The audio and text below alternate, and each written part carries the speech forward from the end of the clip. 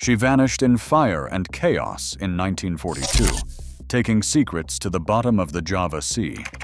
For 75 years, the world searched for America's first aircraft carrier, USS Langley, the ship that changed naval warfare forever. Now her wreck has finally been found, but what did the ocean keep hidden all this time? The answer reveals the true price of innovation and sacrifice. The Navy's gamble began with a coal-hauling workhorse. USS Jupiter, launched in 1912, was no one's idea of a legend, until a handful of visionaries saw something more in her steel hull. In the aftermath of World War I, as navies around the globe reckoned with new technology and treaty restrictions, the United States faced a dilemma: how to leap into the age of aviation with limited resources. Rather than build a carrier from scratch, they chose a radical path: convert Jupiter, the world's first turbo-electric-powered naval vessel, into a floating airfield. At Norfolk Navy Yard, workers stripped away the massive coal-handling gear, clearing out the cavernous holds once packed with black dust. In its place, a full-length 534-foot wooden flight deck took shape, broad, flat, and unobstructed, unlike anything the fleet had ever seen.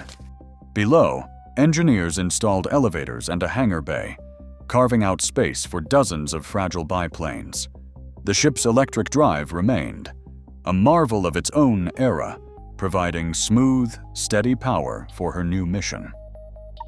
Commander Kenneth Whiting, a submarine veteran and relentless advocate for naval aviation, took charge of the transformation. He pushed for innovations that would become carrier hallmarks: arresting wires to catch landing planes, crash barriers to protect crews, and signaling systems to guide pilots safely home. Every detail was debated.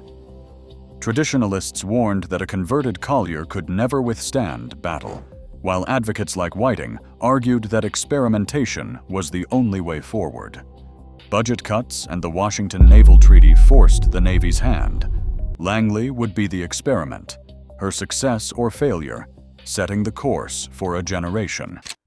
The conversion was not just technical, but cultural, challenging assumptions about what a warship could be. On March 20th, 1922, the ship was recommissioned as USS Langley CV-1, named for Samuel Pierpont Langley, the aviation pioneer. Naval records from the National Archives detail her new layout: flight deck, hangar, elevators, and the distinctive turbo-electric machinery below. Langley now stood ready, not as a coal carrier, but as the world's first American aircraft carrier, a platform for ideas that would shape the future of naval warfare. On the morning of October 17, 1922, Lieutenant Virgil C. Griffin climbed into the cockpit of a Vought VE-7 biplane and faced a challenge no American pilot had ever attempted.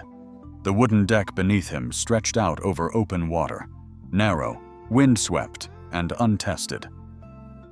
With engines roaring and the ship's company watching from the rails, Griffin opened the throttle. The VE-7 rolled forward, lifted off, and soared into history. Griffin's flight was more than a technical feat. It was a leap of faith in a new kind of warfare, and it proved that aircraft could operate from ships at sea. Deck logs from that day record the moment in spare, official language. But the reality was anything but routine. Each launch and landing demanded split-second timing and nerves of steel. Pilots described the deck as a moving target, pitching, rolling, and sometimes slick with spray. There were no blueprints for what they were doing, only trial, error, and the willingness to risk everything for progress. Mishaps were common. Wheels collapsed, engines sputtered, and on more than one occasion, a plane skidded off the edge into the water. Crews scrambled to haul pilots from the sea and repair battered aircraft, learning hard lessons that would shape future operations. Langley became a floating classroom. Commander Whiting and his officers developed new procedures for takeoffs, landings, and emergency recoveries. Early experiments with arresting wires and crash barriers saved lives. but only after repeated failures and near misses. Pilots and deck crews worked side by side, inventing hand signals and routines that would become the foundation of carrier aviation. By 1928, the ship's company had transformed chaos into choreography. During fleet exercises off Hawaii, Langley's crew launched 35 planes in just 7 minutes, a record documented in the ship's own logbooks. The operation required flawless teamwork. Pilots strapped in and engines primed as deck crews raced to position each aircraft, clear the deck, and signal the next launch. The exercise stunned Army defenders on Oahu, who were caught completely by surprise. For the first time, naval aviation had proven that carriers could project power far beyond the horizon, reshaping military strategy in a single morning. None of these achievements came easily. Letters home from Langley's crew speak of long hours, relentless drills, and the constant pressure to succeed. Yet there was pride, too, a sense of being part of something bigger than themselves. Every successful launch, every safe landing, was a step toward a new era at sea. The lessons learned on Langley's deck would echo through the decades, carried forward by the men who dared to fly from her wooden runway. February 27, 1942. South of Java, the USS Langley pressed forward with a desperate cargo, 32 P-40 fighters and their pilots, bound for a front already crumbling under Japanese assault. The sea was calm, but tension ran high on the bridge and below decks. Escort destroyers Edsall and Whipple kept station nearby, their lookouts scanning the sky. Just before midday, the drone of approaching engines shattered the uneasy quiet. 16 Japanese G-4M bombers, flying in tight formation, swept in for the kill. The first 2 bombing runs missed. The third did not. 5 bombs struck home, tearing through the flight deck and igniting aviation fuel. Fires raced along the hangar, and the engine room flooded within minutes. Langley lost power and began to list, smoke pouring from her shattered hull.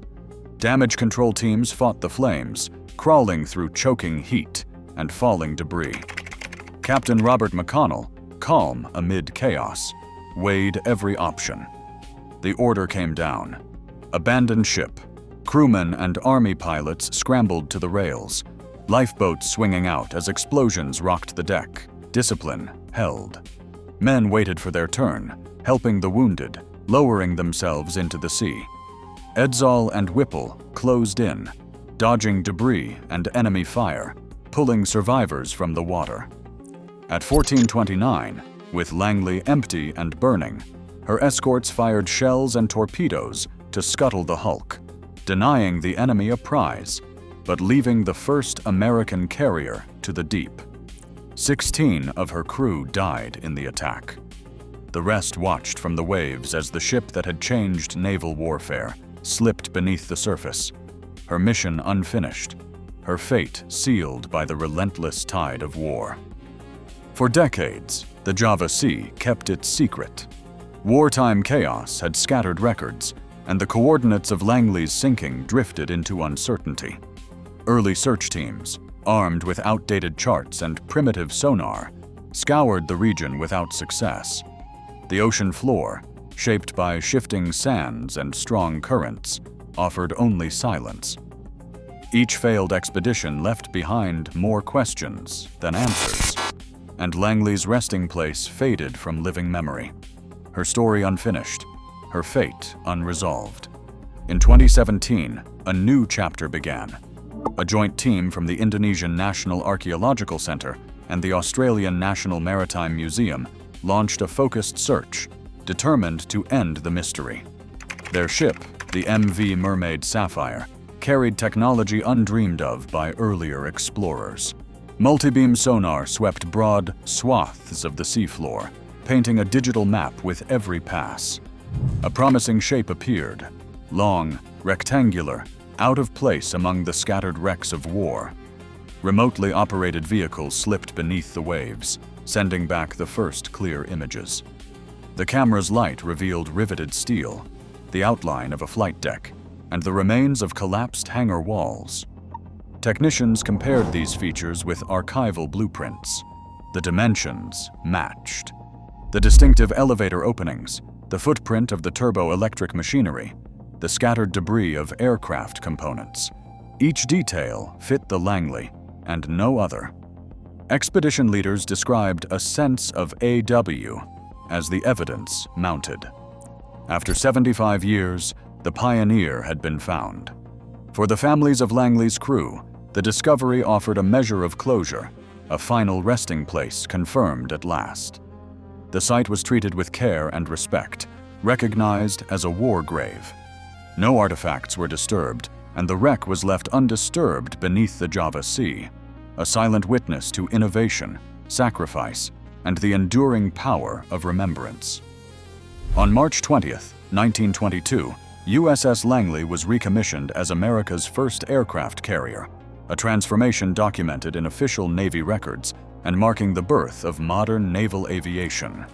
Archival flight logs confirm her 1928 record: 35 aircraft launched in just 7 minutes. In her final mission, Langley carried 32 P-40 fighters before being lost to enemy bombs on February 27, 1942, as documented in after-action reports. For 75 years, her resting place was unknown, with wartime records incomplete and survivor accounts unable to pinpoint her fate. Only in 2017 did a joint expedition, using multi-beam sonar and ROV imagery, confirm the wreck's identity on the Java Sea floor. Some records from her final hours remain classified, and the full story of her crew's ordeal is still being pieced together. Yet every aircraft carrier in service today traces its origins to Langley's groundbreaking design and her crew's courage. Her rediscovery closes a chapter of history and ensures her legacy will endure, anchored in fact and remembrance.